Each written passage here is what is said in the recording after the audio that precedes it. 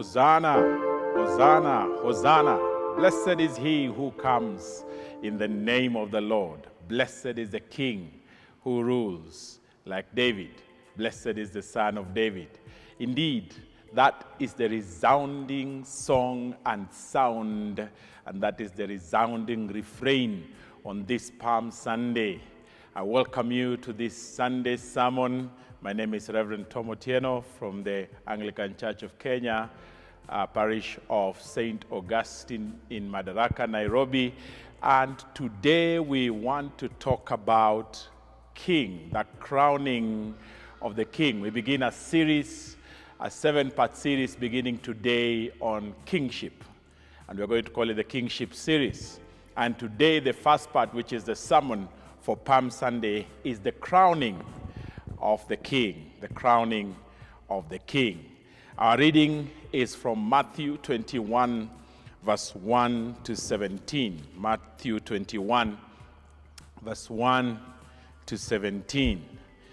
Now, when they drew near to Jerusalem and came to Bethphage, to the Mount of Olives, then Jesus sent 2 disciples, saying to them, "Go into the village in front of you, and immediately you will find a donkey tied and a colt with her. Untie them and bring them to me. If anyone says anything to you, you shall say, 'The Lord needs them,' and he will send them at once." This took place to fulfill what was spoken by the prophet, saying, "Say to the daughter of Zion, behold, your king is coming to you, humble and mounted on a donkey, and on a colt, the foal of a beast of burden." The disciples went and did as Jesus had directed them. They brought the donkey and the colt and put on them their cloaks, and they sat on them. Then they brought the donkey and they sat on them. Most of the crowd spread their cloaks on the road, and others cut branches from the trees and spread them on the road. And the crowds went before him and that followed him. The crowds that went before him and those that followed him were there shouting, "Hosanna to the Son of David. Blessed is he who comes in the name of the Lord. Hosanna in the highest." And when he entered Jerusalem, the whole city was stirred up, saying, "Who is this?" And the crowd said, "This is the prophet Jesus from Nazareth of Galilee." And Jesus entered the temple and drove out all who sold and bought in the temple. And he overturned the tables of the money changers and the seats of those who sold pigeons.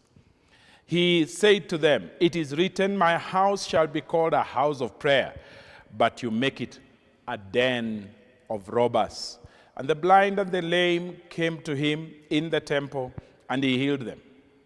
But when the chief priests and the scribes saw the wonderful things that he did, and the children crying out in the temple, "Hosanna to the Son of David," they were indignant.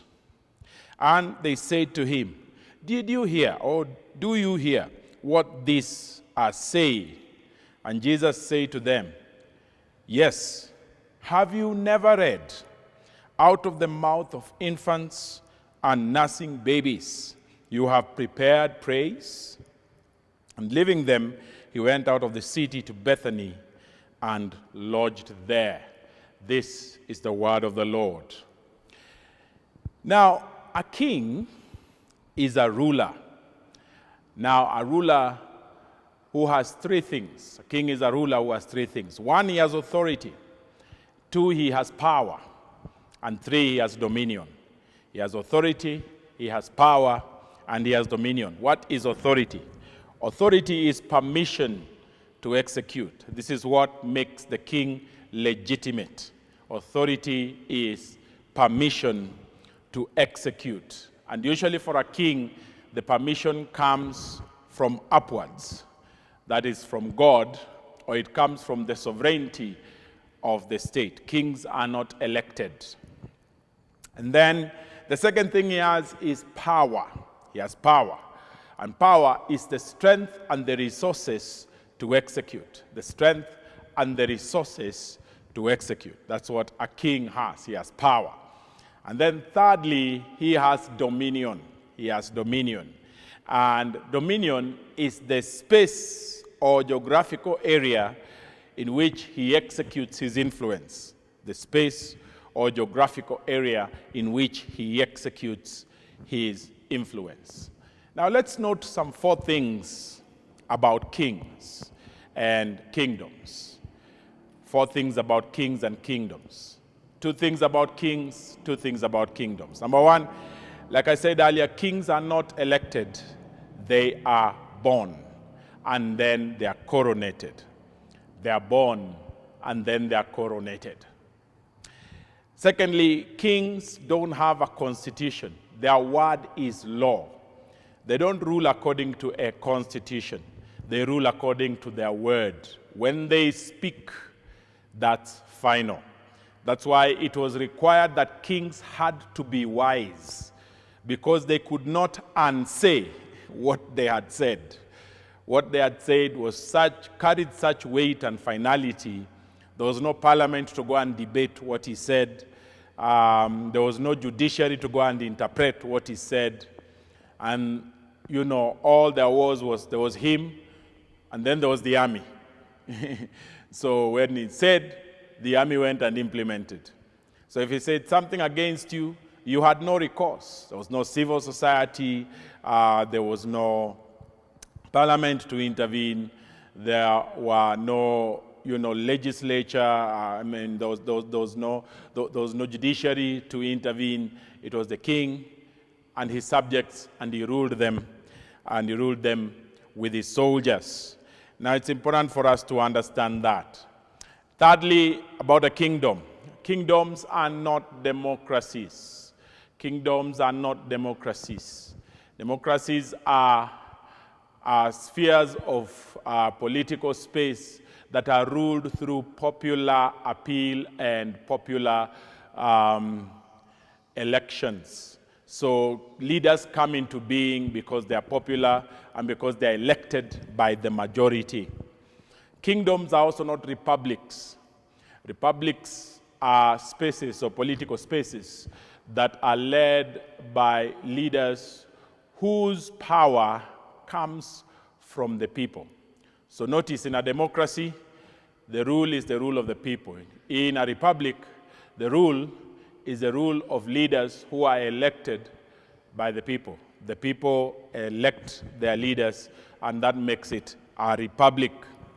Now, it's important to note that in this passage, this is a very interesting passage. It's a passage, the only passage where Jesus seemingly plays to populist whims, so to speak. It's the only time that Jesus was popularly accepted. Of course, he was not accepted by his usual critics, the teachers of the law and the scribes and all those. They remained highly critical of him to the very end. But the general population received him as king. And it was a very, very popular, gathering. Let's look at Jesus' coronation. But before we look at Jesus' coronation, we have to remember that historians record a very interesting happening that probably happened the same day as Jesus' triumphal entry. It is said that the governor of Judea, Pontius Pilate, he had a ceremony that day. He had a procession into the city that day. And that procession included horses, it included soldiers. They were well-trimmed soldiers, well-built. These were soldiers who knew what they were doing. There were chariots and there were horses. And Pontius Pilate was trying to make a statement. I am powerful. If you try anything, I'm going to deal with you. Now, so Jesus' procession was not the only procession for the day. There was another procession. So let's look at this procession and this so-called coronation or crowning of Jesus as king. It carried everything in the opposite of what we know the crowning of a king should carry. Firstly, he came in on a borrowed donkey. So borrowed transport.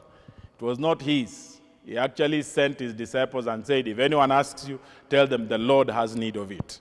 He came in on borrowed transport, on a donkey and a colt. Secondly, he came gently and humbly. He came gently and humbly, and he wasn't coming with pomp and circumstance. Thirdly, he came to rule on the throne of David. It is said he came to rule on the throne of David. And fourthly, he came in the name of the Lord. He came in the name of the Lord. These are four very, very important features of the crowning of the king. And this is how Jesus wanted to be crowned king. So let's examine these four characteristics of how Jesus wanted to be crowned king and what his kingship looks like, because this turns leadership on its head. The first is that he came on a colt or a donkey that was borrowed. This says many things about Jesus. Firstly, it says that he came not with wealth and not with power, but he came in humility, with what he could find. Leadership is not about amassing, it is about giving. Leadership is not about getting what you do not have and getting it as quickly as you can in the shortest time possible. Leadership is about using what there is to generate more. Jesus tells them, I'm going to borrow your donkey and then I will return it. This is a statement of Jesus' practicality and his aversion to greed. His aversion to greed. He was willing to work with the people and with what the people had. Can you and I do that as leaders? The second thing is that he came gently and humbly riding on that donkey. He came gently and humbly riding in that donkey and in that colt. This means that Jesus' leadership is about humility. And humility is confidence placed in God. Humility is when we consider others better than ourselves, when we put the interests of others ahead of ours.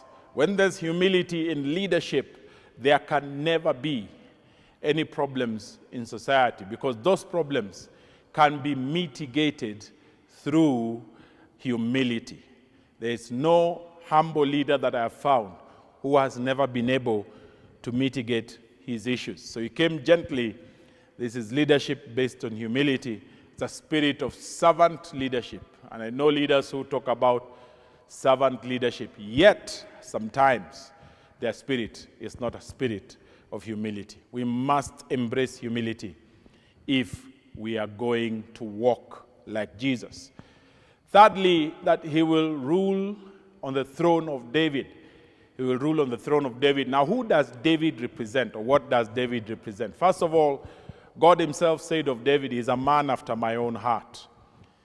That means that Jesus' kingship is a kingship that is based on God's qualities and who God is, his character, his nature, and his word.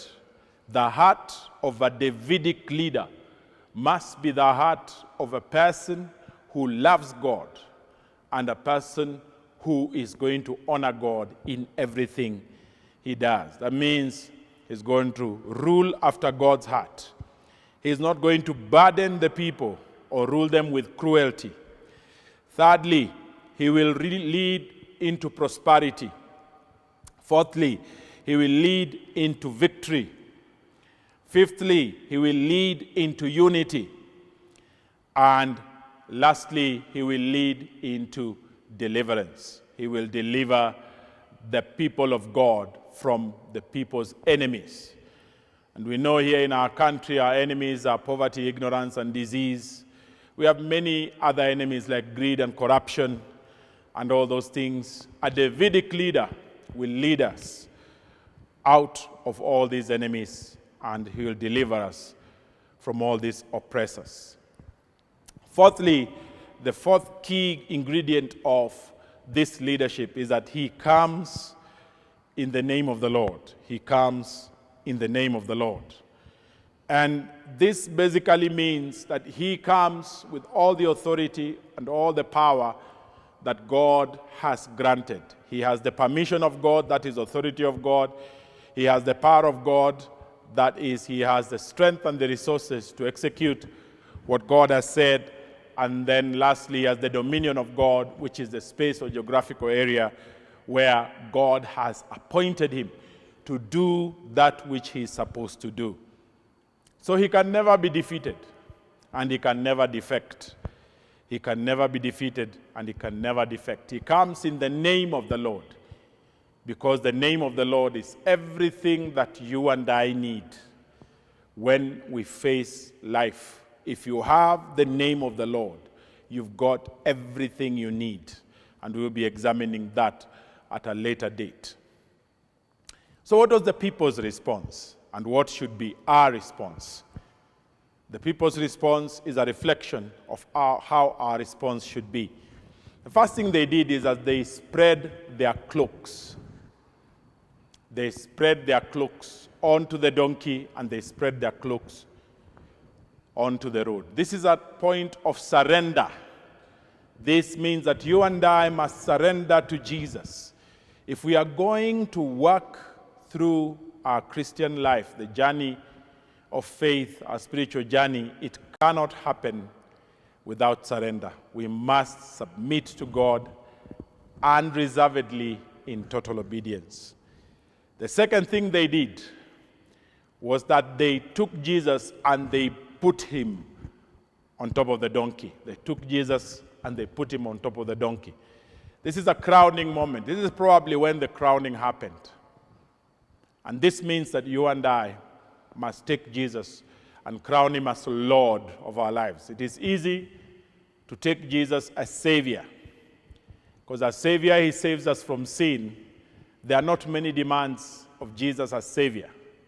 But when Jesus has to be Adonai, and Adonai is Lord, and Adonai means the master of everything. If Jesus has to be the master of everything, then he makes all the claims and all the demands, and that becomes hard.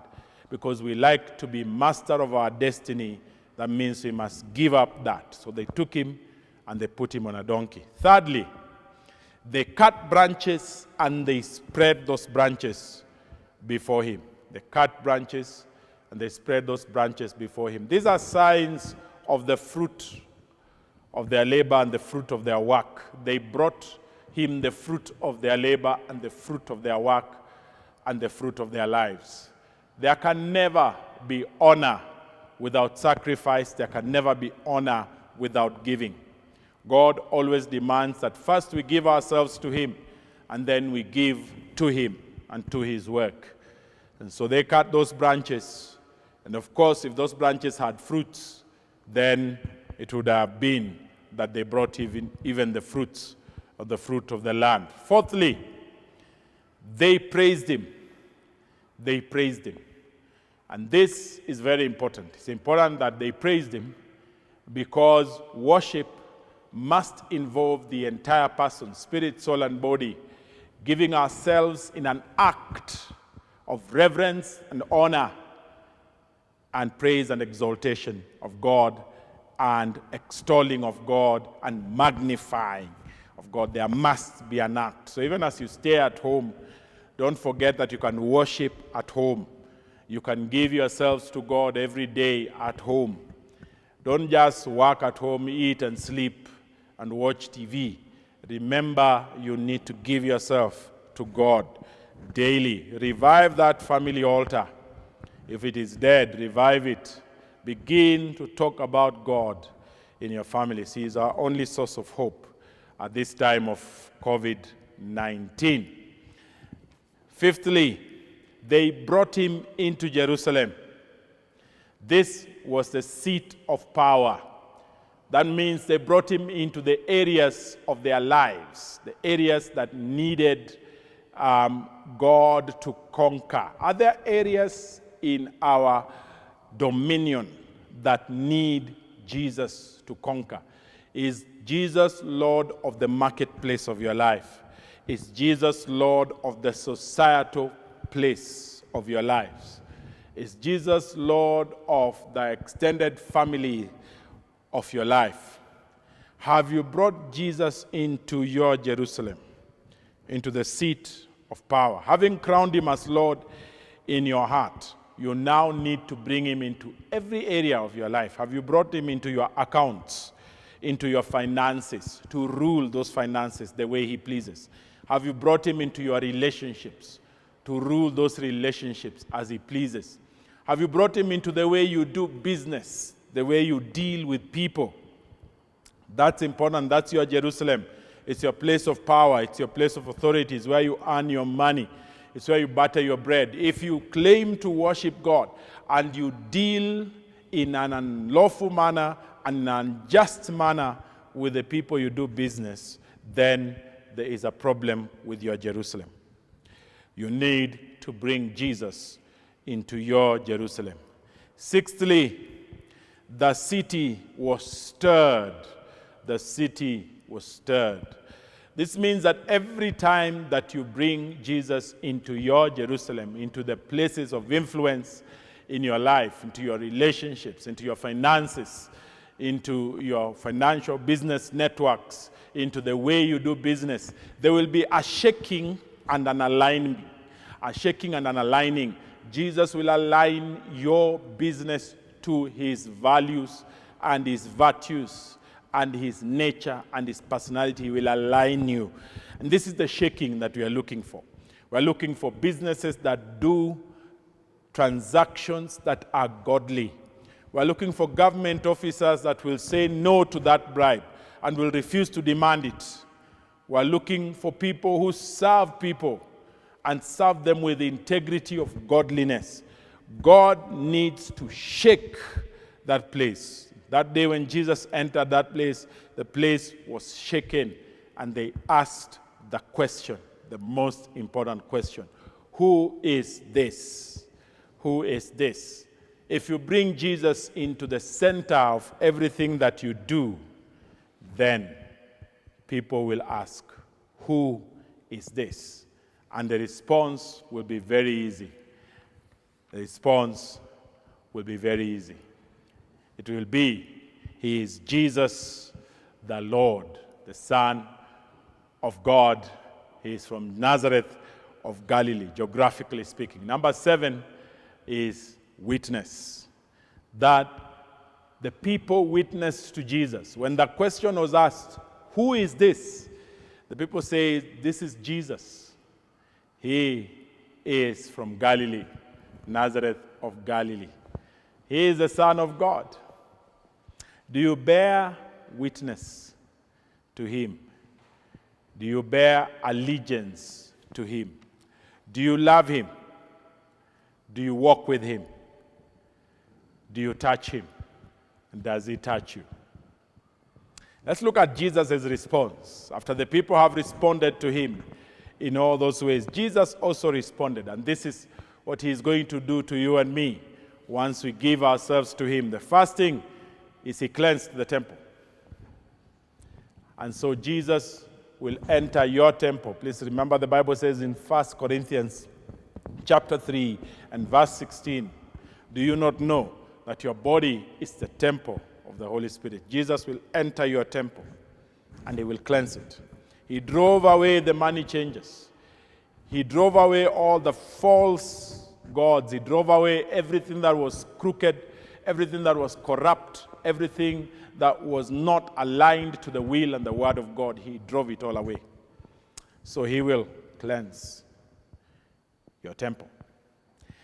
Number 2, he then healed in the temple. He set camp in the temple and started to do the right things. He started to heal and to drive out demons. He began to bring the power of God into the lives of people. Second thing after God cleanses you is that he will heal you. He'll fill you with the Holy Spirit, and He will align you to Himself. He'll heal you. He'll fill you with the Holy Spirit. He'll align you to Himself. And He will cause you to become an agent of healing and deliverance, an agent that brings hope to His people and to those who are living in darkness. That's what He will do. Thirdly, He offended the temple leadership. The temple leadership was so offended by what was going on. They had people praising Him, and they knew this praise is reserved only to God. Are you God? He offended them by driving away their source of income and messing up with their economy. He offended them by refusing to pay any regard to what they were doing as official business in the temple. When God touches you, you will become so radical, people will find you offensive. Prepare for the day that you'll be misunderstood. Prepare for the day that you will be judged. Prepare for the day that you'll be criticized. Prepare for the day that you'll be persecuted. When God comes upon you, you will offend establishment. You will offend establishment in the church. You will offend establishment in the government. You will offend establishment in your family leadership. You will offend, because godliness must of necessity cause offense. Then, lastly, Jesus acknowledged the praise of His people, especially the children. He acknowledged the praise of His people, especially the children. The temple is the place where God's praise is brought.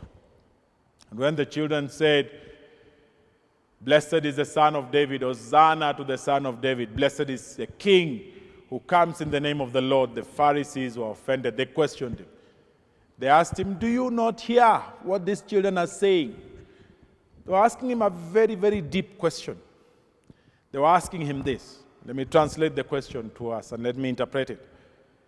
Do you not understand that these people are elevating you to the status of God? Do you not understand that this statement is reserved for one, and that one has a capital O, and that is God? Do you not understand that these children are equating you to God? And Jesus said, "Yes, I understand, I acknowledge, and I accept." This is one of the statements that shows Jesus' deity. And He said to them, if they don't praise me, God will cause the rocks to praise me. And He said to them, have you not read in your scriptures that out of the mouth of infants and out of the mouths of nursing babes, I have ordered or ordained or prepared praise? This is a statement that God made. And said, if the adults are not going to praise God because either they know too much or they are proud or they become conceited or they have become complacent or they become too full of themselves, then out of the innocence and the lips of nursing infants and babes and children, God will prepare praise and God will ordain praise. God will speak prophecies, He will speak mysteries, and He will speak oracles through the mouths of children. Please raise your children to praise God, but don't neglect to praise God yourself. May God bless you on this very, very important Palm Sunday, the crowning of the King, as we continue with our Kingship series. Let me pray for you. Please stretch your hand to the camera.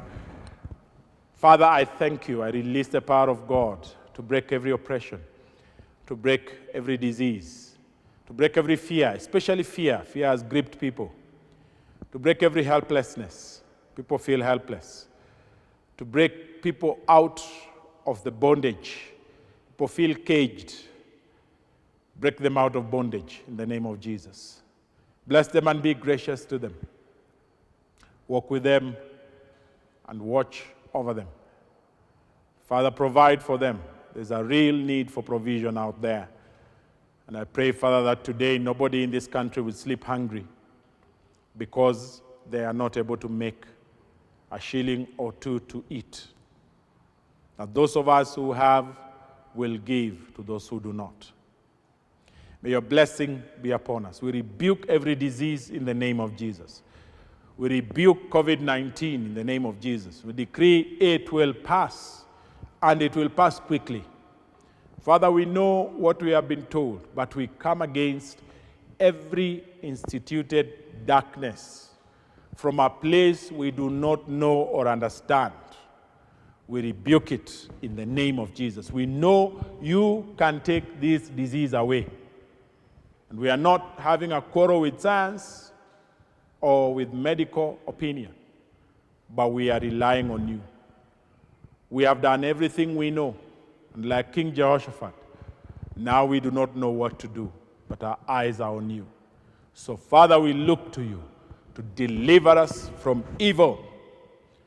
We thank you. We decree that the spirit of death will not rule our lives. The spirit of death will not rule our hearts. The spirit of death will not rule our families. The spirit of death will not rule our streets.